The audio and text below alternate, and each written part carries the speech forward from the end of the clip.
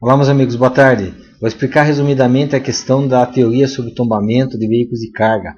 A medida básica para determinar se um veículo tomba ou não é chamada aceleração lateral no limiar de tombamento, conhecido pela sigla SRT, limiar de tombamento estático. É a aceleração capaz de levantar os pneus do lado interno do veículo. Então vejam bem, se você está numa reta, você tem pesos iguais dos dois lados do veículo, do lado esquerdo e do lado direito.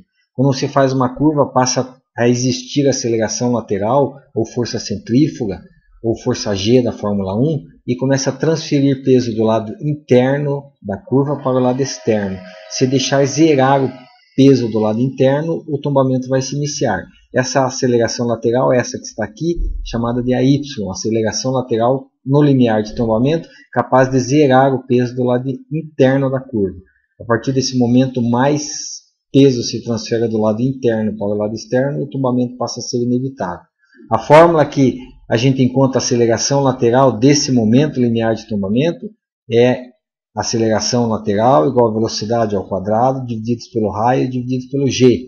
G igual a 9,81. Lembrando que eu não posso misturar km por hora com metros por segundo, vocês já vão ver o exemplo. Então, quando eu entro numa curva, quem faz eu conseguir fazer a curva é a chamada aceleração centrípeta, que age nos pneus, e quem faz eu tombar é a aceleração centrífuga, que é aquela que age no centro de gravidade, e não nos pneus.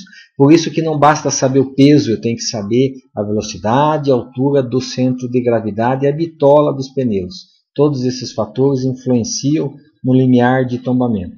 Eu já fiz isso aí para a transportadora, onde encontramos o limiar de tombamento próximo a 0,268 G. Com 0,268 G para a direita, o canavieiro começa a levantar os pneus do lado interno da curva. Por que acontece isso do lado direito e não do lado esquerdo?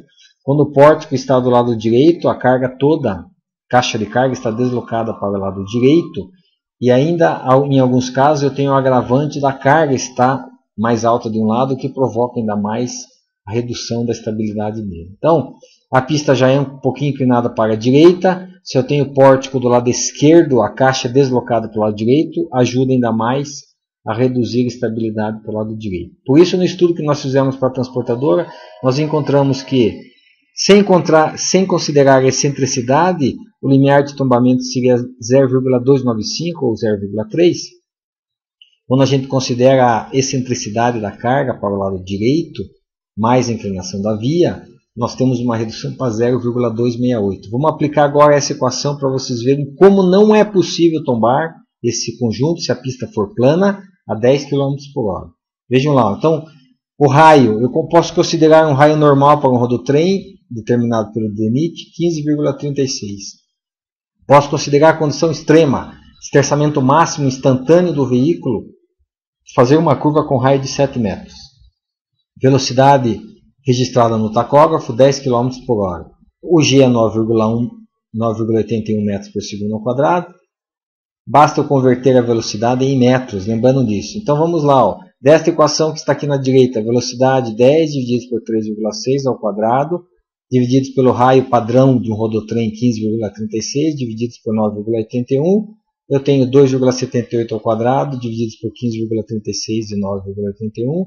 Eu tenho uma aceleração lateral gerada na curva de 0,512, 0,0512 G, muito abaixo do limiar. Se eu considerar esterçamento máximo instantâneo com 7 metros, eu tenho a mesma situação, apenas troquei o 15,36 por 10.